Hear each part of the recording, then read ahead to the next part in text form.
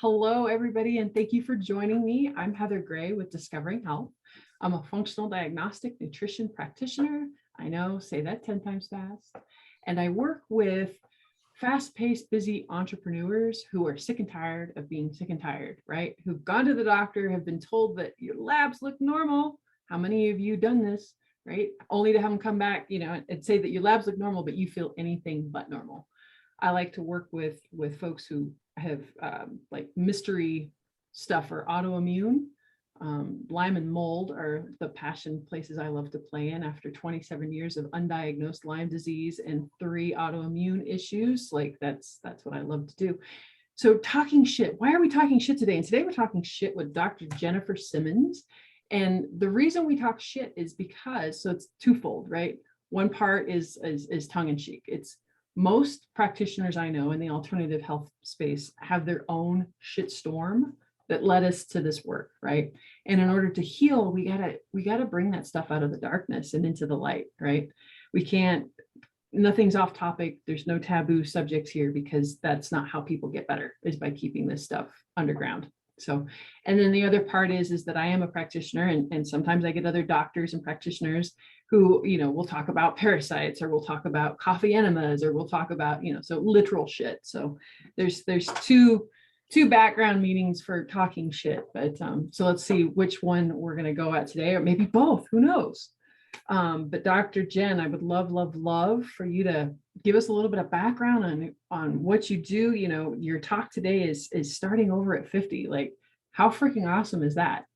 Yeah, it's awesome. Yeah, it's awesome. Thank you so much, because I love anywhere that we can talk shit, because the gut is the center of everyone's health. So anywhere that we can talk shit is like the perfect venue for me. Absolutely.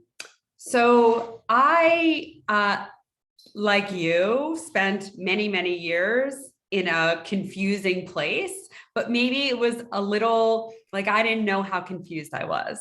So I'm gonna take you back and tell you that my avatar is the woman with either worried about breast cancer, developed breast cancer, is past breast cancer treatment and figuring out now what, or is living with their diagnosis.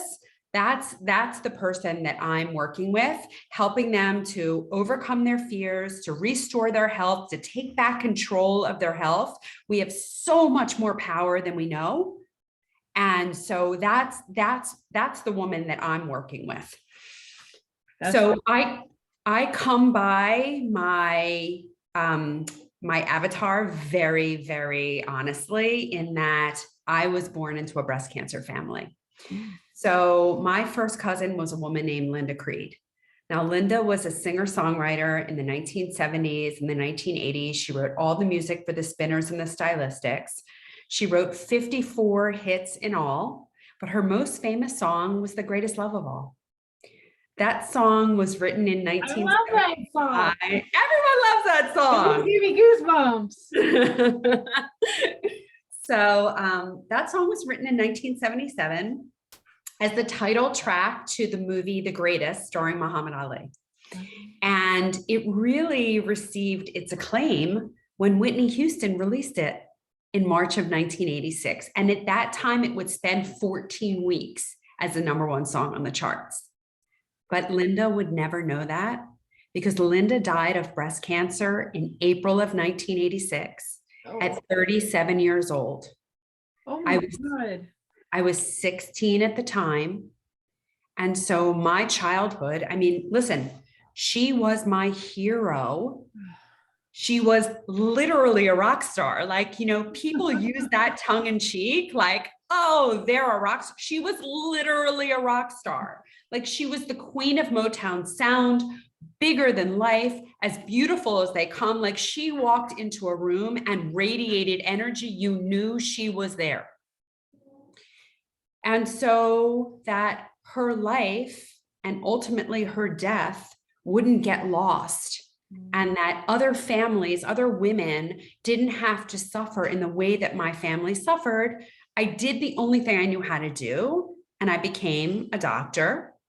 and I became a surgeon and became a breast cancer surgeon. And I was the first fellowship trained breast cancer surgeon in Philadelphia. And I had a thriving practice, was at the top of my game.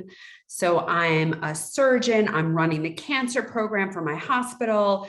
I'm a wife. I'm a mother. I'm a stepmother. I'm an athlete. I'm a philanthropist. And I have a lot of balls in the air. And like doing all of them really, really well and think that I can do this.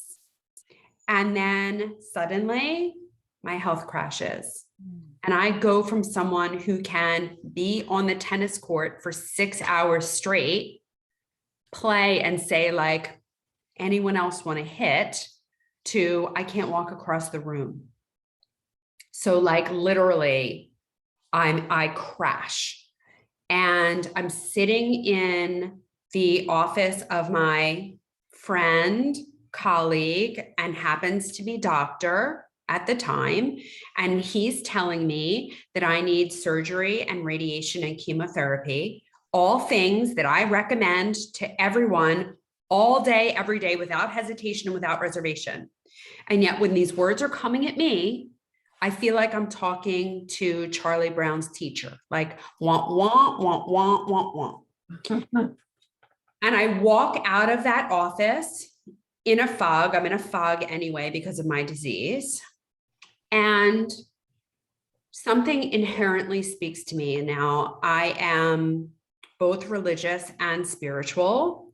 And what's going through my head is like, why would God give me this disease? It has to be telling me something. And the message can't possibly be, you have a shortage of surgery, chemotherapy, and radiation in your life. That cannot possibly be the message. But remember, I'm a traditionally trained doctor. Like I trained at one of the finest institutions in this country. When I went to medical school, my medical school was number 13 in the country. Wow.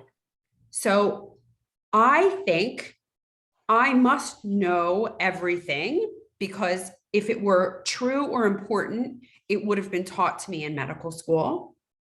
And so here I am sitting in this totally conflicted space where like my training and my establishment is telling me that I need surgery and radiation and chemotherapy. And my own innate voice is saying like, no, there has to be something else here. And so I decide, I go on Dr. Google, which I tell everyone not to do. But I figure like I can somehow sift through it. And I'm hearing talk and talk and talk again about diet, diet, diet, diet, diet. And because I'm not overweight, I think I know everything there is to know about food and nutrition. Well, and traditional doctors, how much time did you get in doctor school over nutrition? Like seriously, how much? Yeah. So think about how much time I spent learning, like 120 hours a week, probably 15 hours total over the 4 years of medical school. And it happens in the first year and then never again. So because I'm a surgeon and a fellowship trained surgeon, my total time of training was 10 years.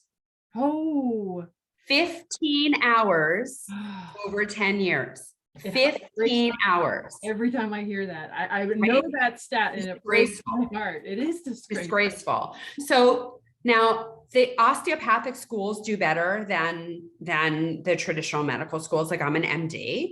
So the osteopathic schools do better. The chiropractic schools do even better. So they have between 200 and 300 hours of nutritional training in the course of their education.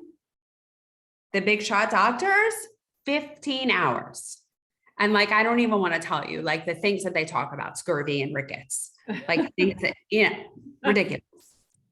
But not for nothing, but our lab system is still powered to only acknowledge if you have scurvy or rickets. right? Like if you're not that bad, if you're not so deficient that you have end stage disease, then they don't even acknowledge the deficiency.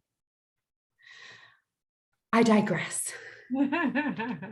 So I decide that I need more information, and I'm going to try to open my mind, which is not easy for a traditionally trained doctor because we are really not taught to be critical thinkers.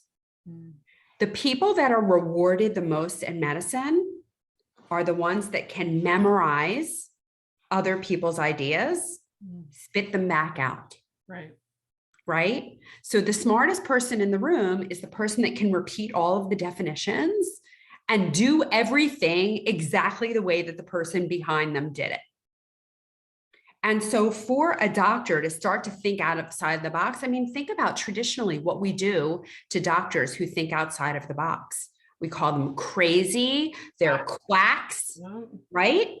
So like, if you want to walk outside of the tribe, they're like, go ahead, but we're cutting you loose, right? So I decide I need more information, and I go and I enroll in IIN, the Institute for Integrative Nutrition. And one of the first speakers is a man called Mark Hyman. I'm sure you know who Mark Hyman is. I'm sure your listeners know who Mark Hyman is. If you don't know who Mark Hyman is, then you definitely need to come out into the open a little more. But he is for all intents and purposes, like the figurehead of the functional medicine movement. He's not the founder. Jeffrey Bland is the founder of the functional medicine movement, but he is, for all intents and purposes, the figurehead, and not for nothing, the chairman of functional medicine at the Cleveland Clinic, one of the finest academic institutions in the country. So, but at the time he wasn't. And at the time I had no idea who he was. And he introduces himself as a functional medicine doctor. Now I'm still like wearing my snooty doctor hat. And I'm like, yeah, there's no such thing as functional medicine. Like, I'm like, what is this quack talking about? But then, you know, again, like I'm shifting my hat. I'm like, you're here in this seat on this day for a reason. Shut your snooty ass up and listen. So within 5 minutes of him talking, I had chills. I still feel them to this moment. Like I'm getting goosebumps right now thinking about him. And I was like, oh my God. First of all, this is why I got sick, so that I could be here at this moment in this seat to listen to this man, because this is how the world makes sense. Because the world didn't make sense before, and now it does. And this is why God put me on this earth. And this is why I had to get this disease, because I needed for my cousin Linda to lead me to breast disease so that I would study, become a physician, be committed to the breast cancer population, but then figure out how to use my voice so that I'm not only helping that one person that I'm operating on, but I have a much larger reach so that I can help millions of women not only recover from their disease, but God willing, prevent women from getting breast cancer, because allowing them to know that they have more power than they think, that this isn't about a genetics game, that this is about controlling your environment, and we have the power to do that. If I had a mic right now, it would. I mean, I'm like, can I get an amen? I'm like, oh my God, sister. Can I get an amen? Can I get an amen? Oh. So, but here I am, like, I'm still a surgeon. And so I finished listening to him. I'm enrolled in IIN. I'm like, yeah, I need to get with this IFM thing. So I enroll in IFM too. So at one point, I'm full-time in IIN, Institute of Integrative Nutrition, full-time in IFM, the Institute for Functional Medicine, full-time surgeon, full-time mother, full-time wife, full-time everything. And so it's no wonder to you and to everyone listening, it took me a little while to train, to heal, to all of those things, to coordinate my efforts. And so let's fast forward. I'm 50 years old. I'm literally at the top of my field. Like, people are coming from all over to have me operate on them. And I say, yeah, I'm leaving surgery and I'm going to open up a functional medicine practice. Holy shit. So I have a very dear friend who is on the board of the hospital, and he hears that I resigned, and he asks me to dinner. And he says, let me get this straight. You're driving down the Autobahn in the nicest Porsche race car there is. You pull over, get out, and you're getting into a Prius? And I was like, yeah, pretty much. That's right. That's correct. And so, I don't know, call it bravery, call it higher calling, call it whatever you want to call it. At 50 years old, I walked away from everything that I knew for my entire adult life, because it takes a long time to get to that place, especially if you're going the medical route, because that's a long training process, right? And I started over at 50. And you know what? It was the best thing I ever did. That's incredible. Incredible. And you've given me goosebumps more time, and then almost brought me to tears. Like, I have not had a guest yet move me the way that you have. Like, I am so inspired right now, and I can't wait for this episode to go out, because I lost a grandmother when I was 5 to breast cancer. It's something that's always been in the back of my head because of my history with chronic, disease, inflammatory diseases. Like, that's very real for me. My chances have just gone up because of the history, and then my history of chronic illness. So, but I mean, that's just how beautiful, how amazing. And thank you for taking that call and shifting gears and being that light, that beacon for other women out there. It's just beautiful. So what are you up to these days? Yeah. So, I've been in practice for 3 years as a full-time functional medicine doctor. It is, it's absolutely awesome and fulfilling. And while I still do a little bit of one-on-one work, what I mostly do is one-to-many, in that I have 2 courses. I have a course called the Real Health Reset, which is aimed at prevention. It's aimed at teaching people and instilling those pillars of health into people's lives so that they can prevent inflammation, reverse inflammation, and significantly reduce their risks of getting a breast cancer. And I have a course called My Answer to Breast Cancer, which helps people to restore their health, build their health for the future, prevent a recurrence, reverse disease. And I mean, I have women with metastatic breast cancer who have been told that there are no other options for them, and they are living without disease. What about you? So where are you at in your breast cancer journey? So I am very, very fortunate. So my disease was thyroid. It wasn't breast. Okay. Sorry. I assume. No, that's okay. That's okay. But for people who don't know, like, there is a 25% crossover between thyroid and breast. So for those women with hypothyroidism, they're at significantly increased risk of developing a breast cancer. And of the 9 women in my grandfather's generation, 5 of them died of breast cancer. My mother's sister was diagnosed probably in her 50s. My mother had colon cancer. Like, the risk for me is very real, and I know it's very real. And so I walk a very tight line, and I absolutely practice what I preach. Yay. And, I feel wonderful, but I also like, my health is a full-time thing.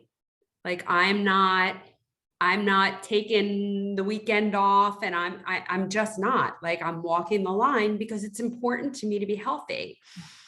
I compare it to, like, if you drive, right? You know that there are rules of the road. You read a manual, you took a test, and as a driver, like the vast majority of the time, you live by those rules of the road. You obey them. You're not going to blow red lights every day because you know that blowing red lights is dangerous. Right. Right? So it's the same thing with us. Like we have a user manual for our body. It's not the same for everyone. People do have slight deviations, but in the end, like you have to abide by the user manual. And if you don't, you cannot expect it to function correctly. And you cannot expect to not encounter danger. You're going to encounter danger.